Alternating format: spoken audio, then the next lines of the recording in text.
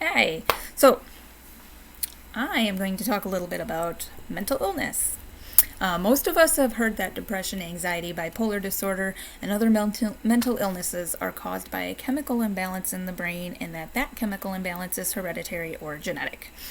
But what if I told you that research suggests otherwise? A massive amount of recent studies have concluded that mental illnesses are in fact not genetic or hereditary. Okay, these studies have shown that chemical imbalances leading to mental illness are created in the brain by thought and thought alone.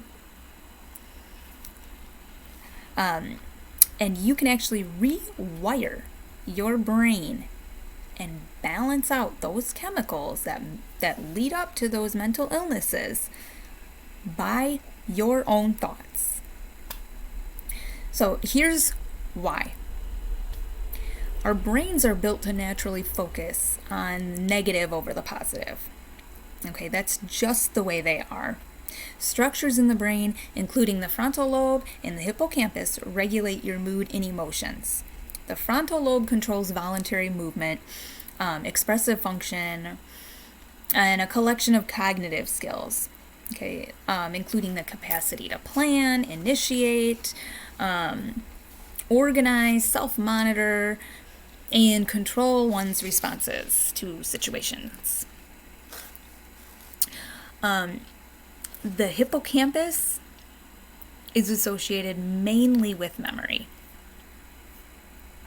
Our outside influences, such as our environment and experiences, condition these parts of the mind to work in certain ways. We remember situations and behaviors in a fight or flight response. The action we choose is greatly made up by outside influence. So that includes behaviors of similar situations that we've witnessed other people experiencing and their behaviors in response to those situations. We remember those situations and behaviors when experiencing similar situations ourselves. And then we behave strikingly similar, thus repeating the cycle and conditioning our minds to partake in the same fight or flight mode of behavior in the future. Mental disturbances activate neural connections that provoke negative thoughts, actions, and emotions, initially changing our very own chemical makeup in the brain. However, the chemical imbalance caused by negative thought that leads to mental illnesses can be rebalanced simply by changing our thought process. Pretty cool. Studies have shown that people who meditate daily on positive thoughts felt more upbeat emotions throughout the day, and positive thoughts help people manage not only mental illnesses but also physical ailments, regardless of whether they were naturally optimistic or pessimistic. So it really didn't matter whether you're optimistic or pessimistic, it worked. The results were the same.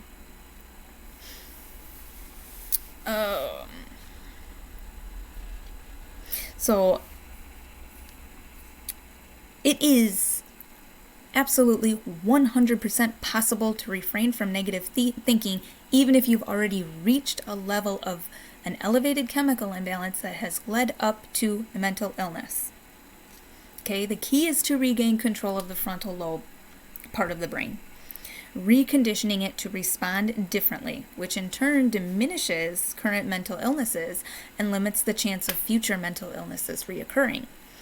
And you have complete ability to do this. It all relies with you. Provided that you have the determination, the motivation, and the know-how to do it. The following are some proven ways to establish positive thinking. Okay, first, create a positive stockpile. Okay, when we're in a mental downward spiral, it can be hard to recall happy thoughts in the moment. Fill up an empty glass jar with feel-good mantras, positive words, poems, memories. Write them down on little slips of paper. Write down things that you feel grateful for as they come to you, and they don't have to be big. They can be little things that you're grateful for. Your favorite coffee shop, your favorite pair of shoes, You can be grateful for apples and bananas. Doesn't matter. Write it down. As these things come to you, write them down. Rereading and remembering these uplifting messages can trigger feel-good neurochemicals in the brain like serotonin. Okay, 2. Meditate for mindfulness. Meditating is really about learning to stop your mind from constantly harassing you. It's what it's about, quieting the mind, quieting the ego. As negative thoughts begin to arise, you'll learn to let them go. And the more that you do it, the more mindful you'll become. It's like learning to eat, healthier foods that are good for you and bypassing the not so healthy ones. Meditating can help train your brain to engage in thoughts that feel good and to avoid engaging with thoughts that don't. If you find yourself, 3, reframe your thoughts. Okay? If you find yourself stuck with a stream of negative thoughts, try a helpful technique used in cognitive behavioral therapy. Jot down the thoughts you have, and then begin asking yourself questions about each one to determine how valid it really is. Is the thought fact or more of an opinion? How likely is it to really come true? How will you feel about it in a week or a month? What would you tell a close friend if they had that feeling? Then come up with an alternative statement that repositions your thought in a more positive way. So, for example, rather than thinking you're a failure because you made a mistake, reframe it into a thought that you learned a good lesson. And that lesson will now help you grow and become an even better or smarter or stronger person. The more you practice this technique, the easier it becomes to be able to find the positive in your day-to-day life. Identify negative thinking. Okay? If you're not sure if your self-talk is positive or negative, the following are some common forms of negative self-talk. Filtering. Okay, you magnify the negative aspects of a situation and filter out all of the positive ones. So maybe you had a really good day at work and you received all these compliments about how good of a job you did. And then maybe your boss throws in like 1 or 2 things that maybe you can improve on. You focus on only the negative rather than focusing on the compliments that you are given. Okay, or say you have the same scenario.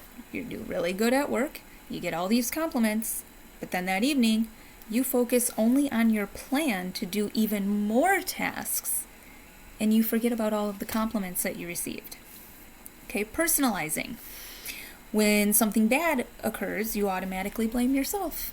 So say you've got a plan to go out with a bunch of friends, and then the plans change and it gets canceled. Automatically, you think it was canceled because nobody actually wants to hang out with you. Okay? Not the case, but that's what you tell yourself. Catastrophizing. Okay? You automatically anticipate the worst of every situation. So, say the drive-through coffee shop gets your order wrong, and you automatically think that the rest of your day is going to be complete disaster. You're setting yourself up for it, basically. Polarizing. You see things only as being good or bad. There's no middle ground. And you feel that you have to be perfect or you're a total failure. Okay, so those are some examples of identifying negative self-talk. Okay, focus on the positive. So you can learn to turn negative thinking into positive thinking. The process is really simple, but it does take time and it does take practice. And you usually have to do it repeatedly. Basically, you're creating a whole new habit. So here are some ways to think and behave in a more positive and optimistic way that can help. Identify your areas to change. If you want to become a more optimistic and engage in more positive thinking. Identify the areas of your life that you usually think negatively about. It can be with work, it can be with family life, your daily routine, your exercise routine, your relationship, your appearance, your self-acceptance, whatever. Start small by focusing on one area to approach at a time. Check yourself. Periodically during the day, stop and evaluate what you're thinking. If you find that your thoughts are mainly negative, try and find a way to put a positive spin on the thoughts. Be open to humor. Laugh. Damn it. Laugh. Give yourself permission to smile or to laugh, especially during difficult times. Seek humor in everyday happenings. When you can laugh at life, you feel a lot less stressed. Follow a healthy lifestyle. Aim to exercise for about 30 minutes on most days of the week. And you can also break those 30 minutes up into 10-minute chunks at a time during the day. And when I say exercising, I don't mean you have to go get a gym membership. I don't mean that you have to go run a mile. I don't mean you've got to spend 30 minutes on the treadmill or even doing Pilates or yoga or whatever. It does not have to be vigorous exercise, but exercise, okay? Get off your butt and do something. Clean your house. Turn some music on and just dance to your heart's content. Go outside, go for a walk. Play dodgeball or something. If you got kids, run around outside with them for a little bit. Play with them. But do something. Go walk your dog. Do some kind of physical activity. Exercise can positively affect your mood and reduce stress. Follow a healthy diet to fuel your mind and body, and I've discussed this in a previous video. Avoid or limit the processed foods and the high sugars and the caffeine. Okay, it seriously impacts your mindset so much you have no idea. Get away from the fast food restaurants. Okay, quit living off of your deep fried foods. Yes, great, they're good. Okay, I get it. But it's not good for you. Okay, lay off of the stuff a little bit. Cut out or limit your caffeine. You don't need to have soda all the time or caffeine or energy drinks all the time. Coffee, all of that stuff that's so high in caffeine is not good for you, and you might like it and you may crave it. And the reason for that is because you are addicted to it. It is a drug. I'm sorry. You're a drug addict. If you cannot live without your caffeine and your sugars and your fast food and your processed foods or whatever, and you are craving that to where, you're shaky. I know people get shaky because they don't have the caffeine, and people get irritable or moody because they don't have their junk food. You're addicted, okay? Literally. I mean, it's right up there with being a drug addict. That is what it is. So avoid it or greatly limit it at least. And when I say greatly limit it, I'm talking like engaging in one of those things, like maybe once or twice a week, okay? Not every day. Learn techniques to manage your stress. I've discussed that in a previous video a few months back. So if you watch these videos, you probably saw it. If you don't watch all of them, you may have missed it. But I talked about finger tracing. Okay, I talked about setting anchors. I talked about EFT and the tapping. Okay, those are great stress relievers. There's a lot of other ones. Look up online different, natural stress relief or something. Look it up online. Try some of them out. Take the ones that work for you. Surround yourself with positive people. Make sure that those in your life are positive, supportive people that you can depend on to give helpful advice and feedback. Negative people increase your stress level, and they make you doubt your ability to manage stress in healthy ways. Okay, if you're sitting there on social media and you're scrolling through your page or whatever, and you're seeing complaint after complaint after complaint of unhappy people, quit reading them. Scroll by them. Ignore them. Avoid them. Cut them out of there. You know, you don't have to engage. You don't have to partake in them. People in your household, if they're moody or whatever, they're irritable, remove yourself. Just go to a different room. It's not that hard. It's not you. You're not cutting the person out. You're not telling them that you don't care. You're putting yourself first. You're taking care of yourself. And these people, when they do become, negative like that, they bring you down initially. So you're affected by that. We're influenced by it. And like I said, our brains are hardwired to focus on the negative. So you're going to engage more with that negative if you let yourself do it. So, avoid that. Practice positive self-talk. Start by following one very simple rule when you do this. Do not say anything to yourself that you would not say to someone else. Be gentle and encouraging with yourself. If a negative thought enters your mind, evaluate it rationally and respond with affirmations of what is good about you. Think about things that you're thankful for in your life. If you have a hard time thinking about things that are good about you personally, ask your friends and family. Okay? Ask them what it is that they think is positive about you and write their responses down. Okay, if they say you're a kind person, write down I am a kind person. If they say you are smart, write down I am smart. If they say you are beautiful, write down I am beautiful. Okay? Write it down. They say you're funny, write down I am funny.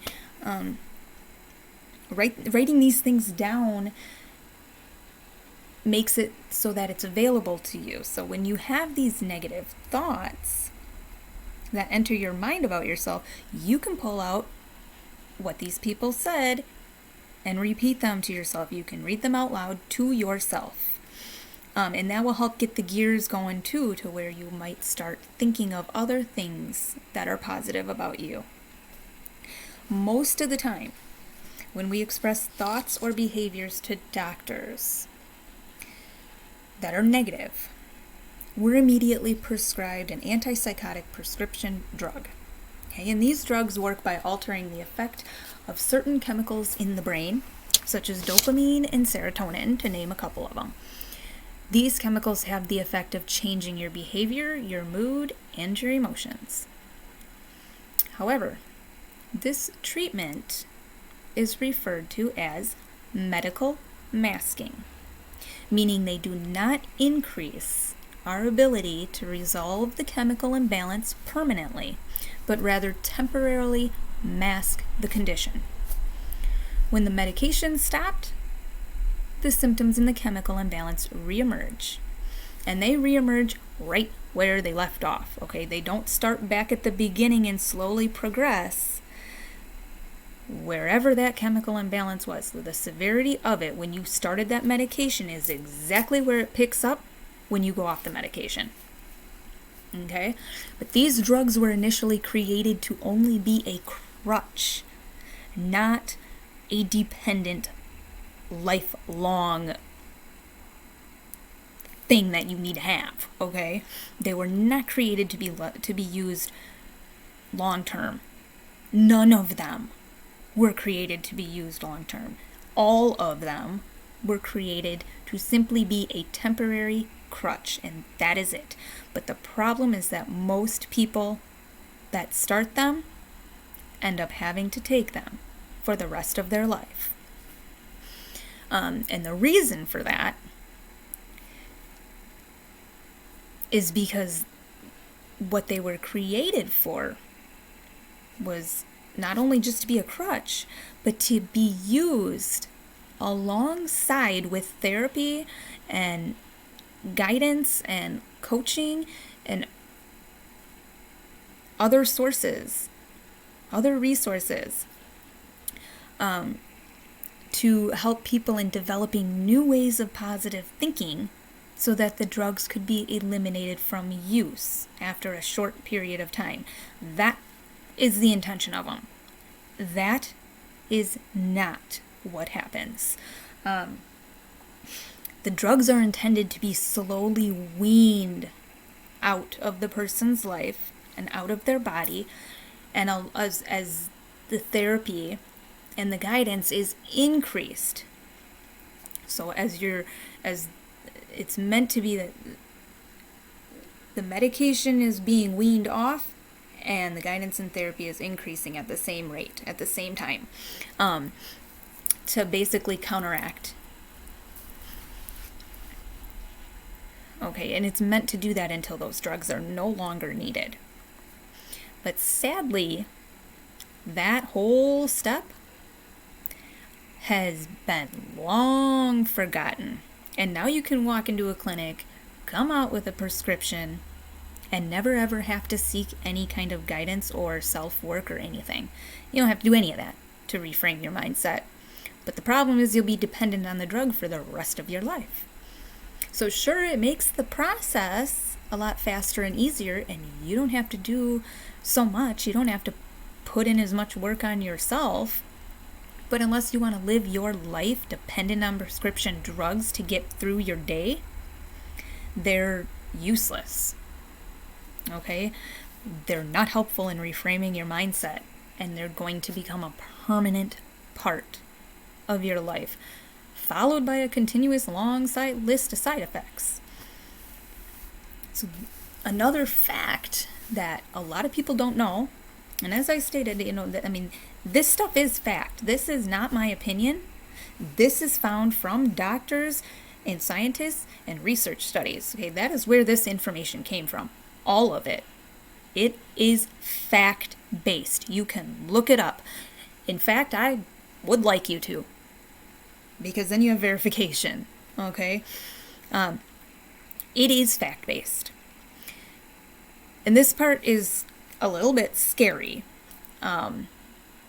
because it was something that I was not even aware of until I looked into it a couple of years ago, because I suspected it, and I was right.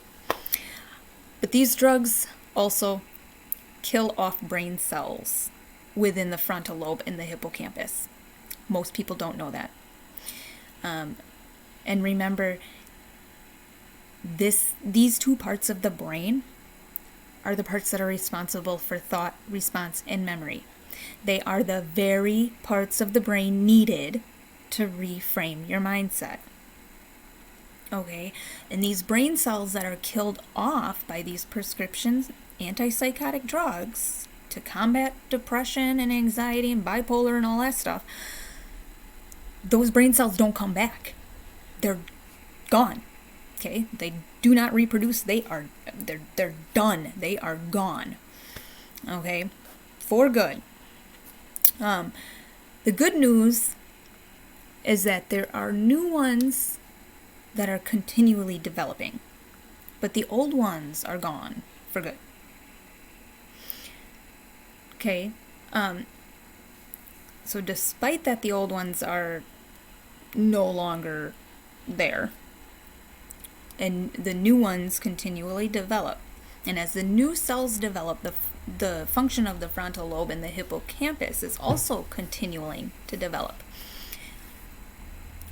And the good thing about it is that you get to decide which way they develop, either negatively or positively.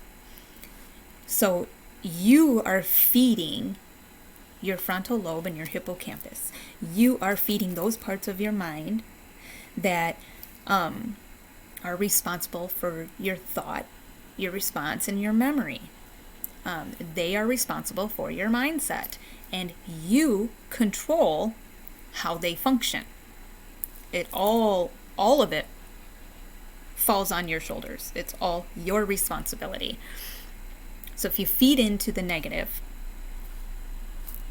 you condition those parts of your brain to also respond negatively. If you feed into the positive, you condition those parts of your brain to function positively.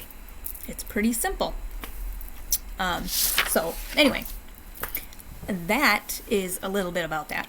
I just wanted to kind of go over it because I think it's really interesting, and I came across a couple new studies on top of a lot of other ones there, but all of this that I just explained to you, it is all fact-based. You can look it up, research it for yourself. It all comes from scientific studies, old studies, new studies.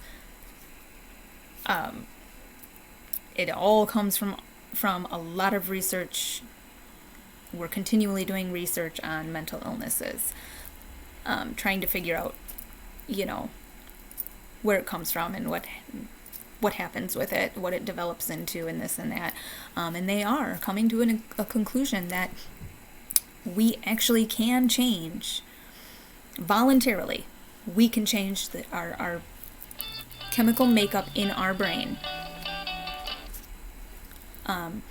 by our thoughts. So we can condition it to be negative, we can condition it to be positive. And that chemical imbalance leads to mental illnesses should we choose to condition it in a negative way. So, having a positive mindset is so important. You really got to have the determination and the motivation to do it, though, and a lot of people just don't have that. And we've been conditioned to basically take the easy way out in just about everything. This society it's just kind of the way it is. But if you really, really want to live and be happy and not deal with those kind of issues anymore, you've really got to put the work in to resolve it.